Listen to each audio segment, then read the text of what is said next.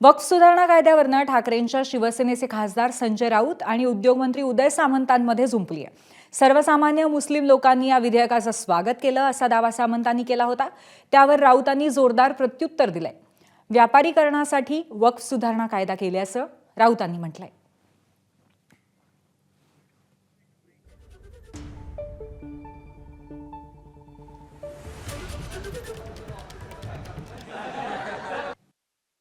वक्फ बोर्डाच्या जमिनी उद्योगपतींच्या घशात घेण्यासाठी वक्फ बोर्ड विधेयक मंजूर केलं असा आरोप उघडून केला जातो। काय उत्तर असेल या आरोपाला? काही अर्थ नाही।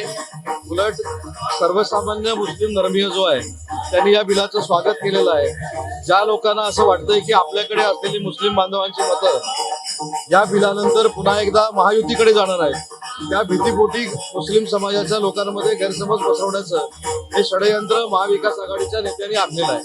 हे जे उदय सामंत मुस्लिम धर्माची गैरसमजाविषयी जे बोलतात ते मौलवी आहेत का? त्यांना मुस्लिम धर्म एवढा माहिती आहे, एवढं प्रेम आहे? हां, ते मौलवी आहेत का मुल्ला आहेत? कोण आहेत ते?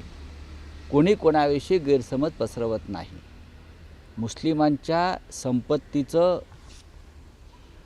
व्यापारीकरण करण्यासाठी हे विधेयक आलेलं आहे आणि हे त्यांनाही माहिती आहे। त्यातल्या काही जमिनी भविष्यात सामंतांच्या घरात गेला तरी मला आश्चर्य वाटणार नाही। म्हणजे मंत्र्यांच्या, सामंत हे प्रतीक आहे।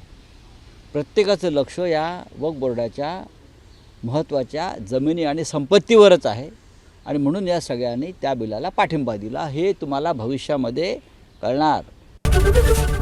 एबीपी माझा, उघडा डोळे बघा नीट।